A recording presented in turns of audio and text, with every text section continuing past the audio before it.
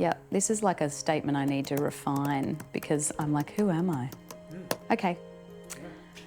Hi, I'm Kendall Gilding. I am a media personality. I have been in television for a little over a decade, and 8.5 years of that I spent reading news for Channel 7. A major flood emergency is unfolding. We begin with breaking news. The southeast week of destructive storms has now claimed 7 lives. But I've just transitioned out of that, so I guess I'm actually like a little butterfly ready to fly out, and just a metamorphosis. I'm still a media person.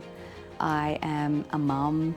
I'm a wife. There's lots about me that hasn't changed, but I guess my daily grind has shifted away from the news desk and hopefully into some more sort of thoughtful, meaningful media projects.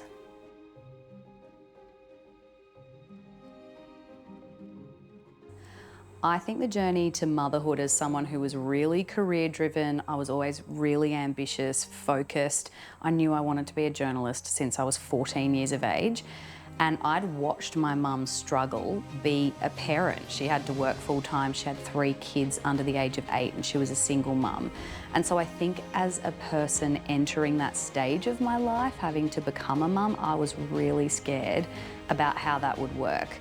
We're super fortunate that nowadays there's a lot more choice and support for women, but I was terrified and I actually didn't think I could maintain the job that I had and actually be a mother. And I think that made me very cynical about other people that had gone before me. I think I was critical and really harsh of them as to whether their career would still flourish. But I think in my line of work, becoming a mother was a beautiful added layer to my personality and everything I did that made me so much more relatable to our viewers. So it was actually one of the best things, even career-wise, that could have happened to me.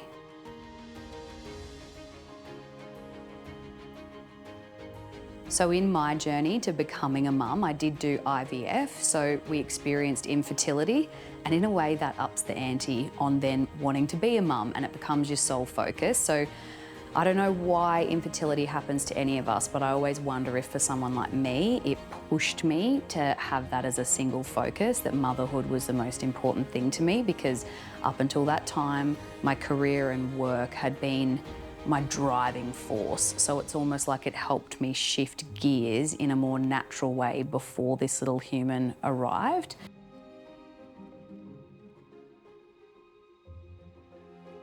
I hear a lot of women in media now who don't have kids, and I hear them have that conversation about how can I have a career and still have a family. And I remember feeling all of that. I actually didn't think it was possible. I worked huge hours. I was out every weekend, and I thought, how does a person fit into this? And like all new parents, I naively said, the child will fit around us. And that is so not true. You do bend and move yourself to make their life better, because that's what sacrificial love's all about.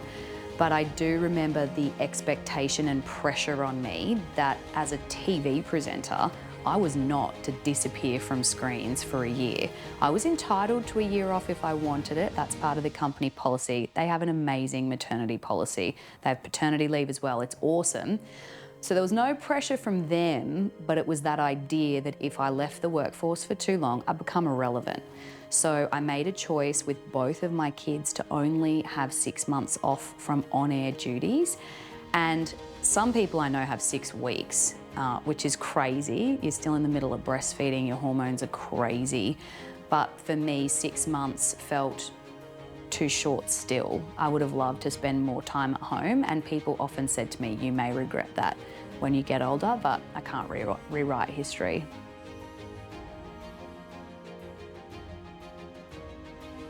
I remember the moment Olive was born. She's our eldest, and the second she came into the world, it was that like, you're the greatest thing I've ever achieved.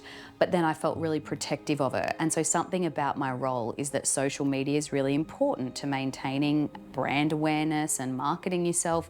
But I remember thinking, no, I don't want to post her on there. And that was a real obvious shift for me, that I was withholding part of myself because she was now the priority and not my brand or the work I was doing, and I wouldn't sacrifice her. So I knew that something was beginning to shift, But at the same time, I know a lot of people who often said, oh, everything changed for me when I became a mum. I then just wanted to sort of stay at home. It was a real transition for me. And I probably didn't feel 100% that way. I would say most of my hopes and dreams all remained, but motherhood became a layer. That's not everyone's experience, but that is definitely how I felt. The kids are my focus, and if something's going to get in the way of them, I won't do it. But it actually didn't dull anything that I wanted to do. It probably just made me more motivated to be better with my time and to actually go after more meaningful things with a bit more purpose.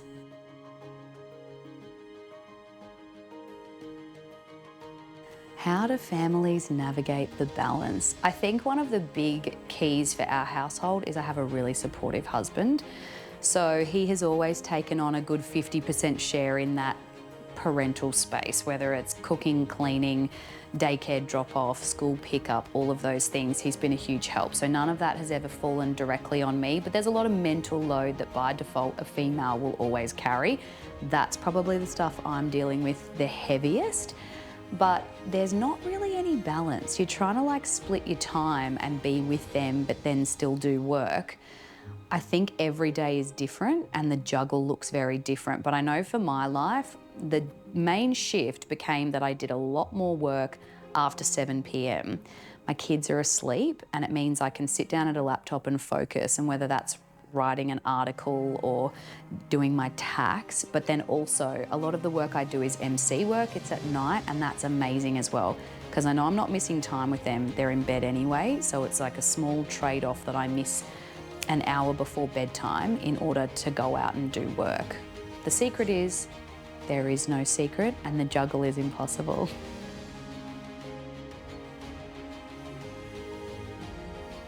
There's no way to reach her. Oh, I'm not gonna cry, Rachel. You would love that. How do I fill my own cup? I'm not good at it. I don't think most mums are. I want to get better at it. It's a definite goal for this year. There's things I love. There's things all of us love to do. But then if you don't schedule in a time for yourself the way you would any other appointment, it doesn't happen. Walking for me is therapy. It has been for a really long time. Probably tied to my pregnancies because you can't do a lot of other super strenuous exercise. And I just hit the pavement with both babies. And so it's like my legs just got a lot of K's in them, and then I've just loved it ever since. So walking is therapy, and I try to do as much of that as possible once every day or every second day, but could do more. Everyone could always do more. It is a never-ending pursuit of trying to fill your cup enough that you're overflowing in order to help your family. And the truth is, I reckon most of us are running on about 10 millilitres a day, and we need 100.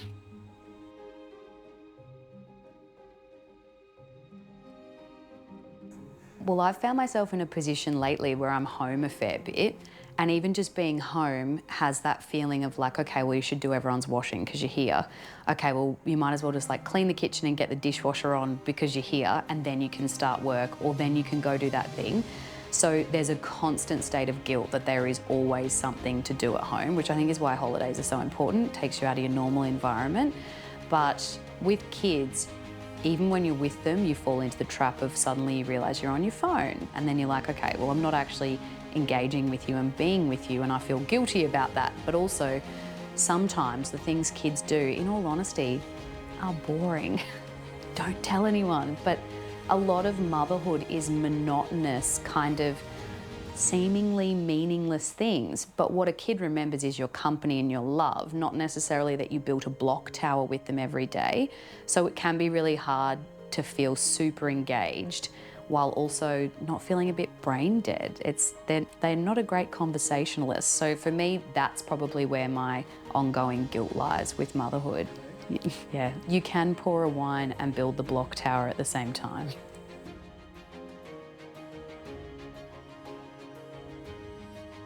The one challenge I really found becoming a mum was that a lack of sleep really wrecked me. And I say that as someone whose kids have slept really well. My best friend would hate me saying that because her child barely sleeps. So I'm getting a lot of sleep, but it's still just not enough. And I was not prepared for that and how it affects every part of my life. It made me realise that sleep is like a key pillar of my health and happiness. And instead of getting it at night, I've had to take plenty of day sleeps. But sleep has just become such a critical factor, and also just made me super aware that I need a lot of it, more than the average person. 10 hours a night probably is my sweet spot.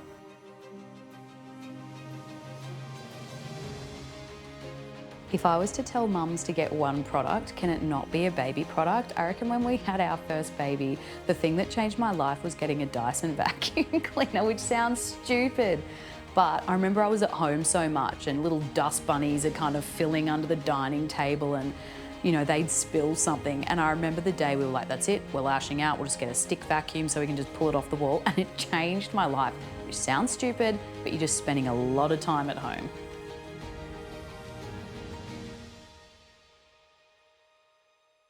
Where do I look for style inspiration? I probably get most of my style inspiration off Instagram, which makes me very Gen Y, because the Gen Zs would all say TikTok. But I remember when Instagram came out, and even 5-10 years ago, it felt like flicking through a glossy mag, and that was like how we used to see what celebrities were wearing and what shoes were cool and what jewelry was coming in on trend. So I always thought Instagram was like an up-to-date, real-time glossy magazine, and that kind of hasn't changed. Anytime I open my feed, the main things that I'll scroll past, they're all fashion brands, because I'm clearly just interested in fashion and that's what I'm following. And so I love to just scroll through there as if it's like seeing the latest shoot from a brand.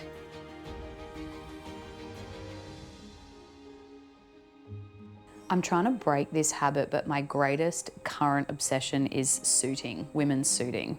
But then I come from a background of news where I literally wore suits every day, which is, most people I know, all of my girlfriends would not own a single suit, and I probably have 15. But that really structured suiting vibe still just sticks with me. So I'm trying to shake it, but I think it's still my go-to, because I think you can wear it with sneakers and you can also wear it with heels and go to a board meeting.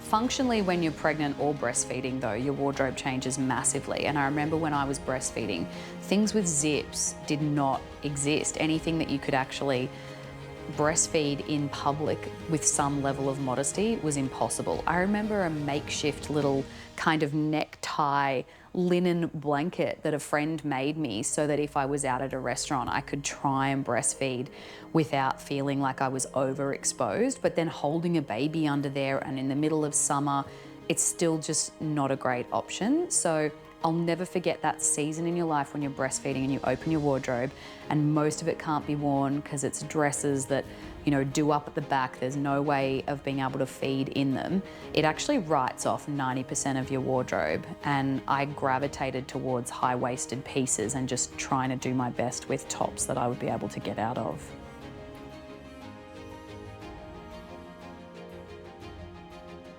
I think the thing I learned with my second baby, the biggest advice I would give to women is look after your health. I fell into really bad postnatal depression and like postpartum depletion after giving birth. It was probably a combination of burnout from working really hard in the lead up to that actual moment of going in and giving birth, and it's all come apart once the baby had arrived. I think it's a beautiful gift to give your girlfriends. There's amazing women's blends of things that they can drink and take, and you cannot put enough nutrients back into your body when you're growing a human and when you're breastfeeding. So I think one of the best ways to support your friends or your daughter or anyone you know that's gonna have a baby or is in that season, to look after the inside of them as the mother, because so much focus goes on the baby, so many gifts are for the baby, but without the mum, bub's not gonna thrive.